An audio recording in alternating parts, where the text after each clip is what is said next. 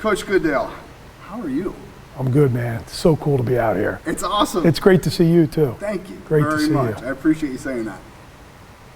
This isn't your first time out here in Poway, of course, but you do some recruiting on the West Coast. What is it about West Coast kids that kind of translates to Jersey? Yeah, I think it's just an opportunity for a lot of those guys. You know, there's only so many programs out here, Right. and then only so many can stay home, and a lot of them actually want to get out of the state maybe Right. and leave. So we kind of found that early on. A couple Gilroy guys, a Palm Desert guy now, and obviously we've been here. I've been here a couple. This will be my probably third time out here. Really? Been to Carlsbad, Sure. probably in 2015, and then came over here. So it's been a while since I've been back, but there's just something. These kids are good, man. They're really, really good. I think it's a state that has always been incredibly talented. One state champ. Reminds me a little bit of Jersey. Yeah. Got a little bit of Jersey in them. Super athletic. And bottom line is we need to get out of our state a little bit. So, yeah, it just so happens these kids not afraid to travel, and we'll go across the country to do it. And now this will be our third we have coming in next year, so pretty excited about that. Yeah. And they get to go to the Big Ten. Yeah. And they get to have one of the best schedules in the country. Talk to me about how easy of a sell it's been now that you're in the Big Ten, now that you're putting butts in the seats, and it's nice, right? Yeah, I mean, I think that's kind of where it's kind of changed quite a bit, right? Sure. We're in the conversation with all the best guys. We're going after all the best guys because we can, but that's where it gets really, really hard because now you're still fighting Penn State, Sure. Iowa, Michigan, Ohio State, all the way up and down the conference, and then obviously where we're from, right? The East Coast is pretty darn good. Lehigh, Cornell, Princeton, the whole Ivy League. So it's been hard. Recruiting's been hard because to compete in this conference, you need the best guys in the country. Yeah, but you say that, but it was a whole lot harder when there was 300 people at college at gym. Yeah. I mean, I was there, Goody. Yeah, I remember going to those wrestle-offs, and we'd sit right next to the mat because there was nobody stopping us from sitting right next to the mat. No, there's no doubt that home match atmosphere is really, really special, and it's something we use. You know, we sell it. We sell it to kids out here, and we spent the last 2 days talking about what it's like to wrestle in front of 6, 7 every single night. Yeah. And these kids' eyes are like, what? And it's the truth. You know, we're pretty fortunate. So.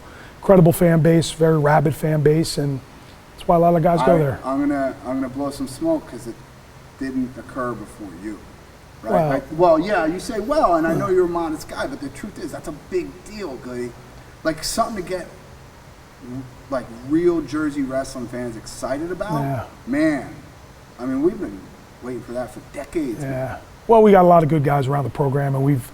From day one, going back with Coach Leonardis and myself, and we put a lot of time in to making sure every little kid growing up and every recreation program and every wrestling club, you know how crazy that is in Jersey, every single one of those, athletes got a little bit of Rutgers in them and is wearing a shirt or wearing a hat or getting a foam finger with 2 hanging up. You know, it's just a huge part of what we do, and the biggest part now is trying to go across the bridge and get into PA and get into New York and get more fans, and that'll always be a part of what we do. It's pretty crazy that you're gonna have a lot of Long Island fans. You're gonna have a lot of Eastern PA fans. Yep. Just you putting together a great product, that's what happens. Yeah. It's kind of cool to see, especially as I can watch from the other side of the country. It's really awesome what you're doing. You said foam fingers with 2. What about foam fingers with 3? I don't know what that's going to look like. I don't know what it's going to look like either. We're going over here. We're going like, what do we do? I don't know. Yeah, I don't know. That's a good question. I'm not sure how I feel about it either. Okay. Well, that was kind of where I'm going with it, right? Like, it seems like a lot of the wrestling community is divided. Yeah. And until we see it, we won't know for sure. But first instinct, what do you think about 3-point takedown? Yeah, at first I was like, why are we changing this? But I kind of get it. I guess I get it. And then I start thinking, well, if I get a takedown, now I can really put on the brakes. Nobody ever looked at it from that side of it. If I can get a takedown, maybe I could. Second, 3 yeah, maybe I shut it down. Maybe, so maybe there's, I don't know. I don't know how it's going to play out. At the end of the day, wrestling's going to be wrestling, and we're always going to adapt to. There's been new rules every single year since we've been there, right? So it's always going to continue to change. So like you said, we'll see how it plays out. Okay. We've been talking to a lot of college coaches over the last couple of weeks about what it takes to get for an athlete to be on your radar. Give me a list of 3 things that they gotta do, they gotta exhibit to get on Rutgers' radar. Character, an ability to train at a really high level, and then probably living it, just living it. And that doesn't mean you have to wrestle every single day of your life, but you have to do something every single day of your life if you want to compete at this level, whether it's strength training, running, nutrition, diet. You got to have all of it, and it's a hard thing to do. It's easy to say, a very, very hard thing to do, to be able to live it, right? Yeah, everybody talks about the grind and I need a break, and I get all that, and rest is super important. That should be part of your training. But I think we're looking for the guys that have an incredible amount of character, aren't afraid to lose, because you're going to lose. Bottom line, our conference, you're going to lose, right? There's been one guy that's done it, and we've had some really good guys that some really good Jersey guys that have been undefeated in high school and have lost, and that's okay.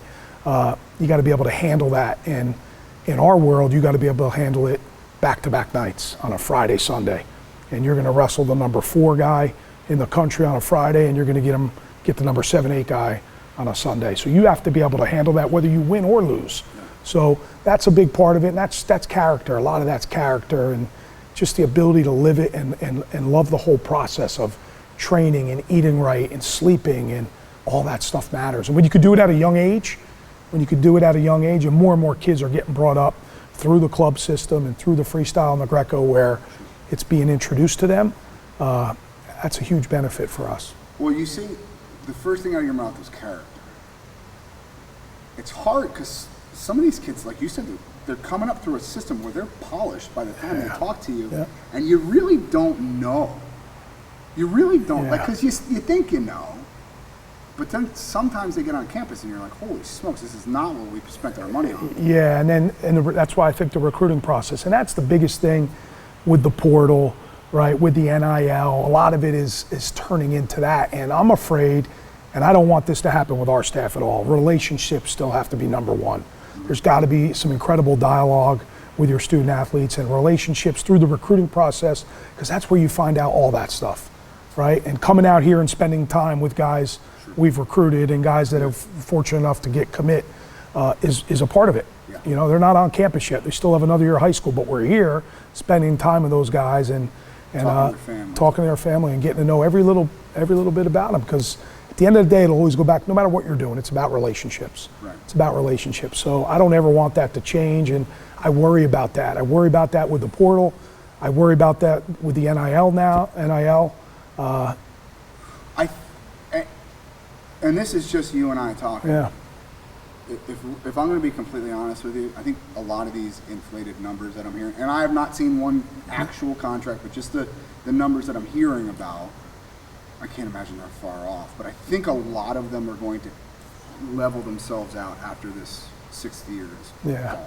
I hope so, because it is. It's I don't know if it's good or bad. I shouldn't say that, right? No. Because some people in the wrestling world want it to be mainstreamed where it's like, I'm not saying it's ever going to be basketball or football numbers, but they would like it to be like that. And in some cases, there's some really good money, right? There's some really good money being offered. So, and listen, I'm not here to act like we're not a part of that, because we have some. You have to be. We're in the picture with a lot of it. So, we're able to do some of this stuff. At least we're in the conversation with a lot of these guys. And unfortunately, I've lost out on 4 or 5 of them when it comes down to pure finance, especially with the 6-year guys, the 5th-year guys that have graduated and really want to make money in this sport. I don't blame them at all. It's hard, right? Yep.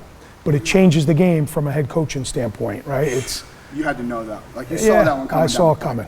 But that's probably, you talk to head coaches across the country, I'm sure you know, it's turned into a major CEO job. It's about fundraising. It's about fundraising for your RTCs, because you want to make sure guys like Sebastian, right, and Kamal and Paganos of the world still have something where they could go and train and go overseas, and we're fortunate enough we're able to do that. We're able to hire a Jeff Buxton, we're able to do that still. Sure. So, but now there's a whole NIL thing you have to worry about. There's that bucket, there's your operating budget bucket, and then there's your RTC bucket. So there's a lot going on, and camps become important, and there's relationships become incredibly important right now. Sure.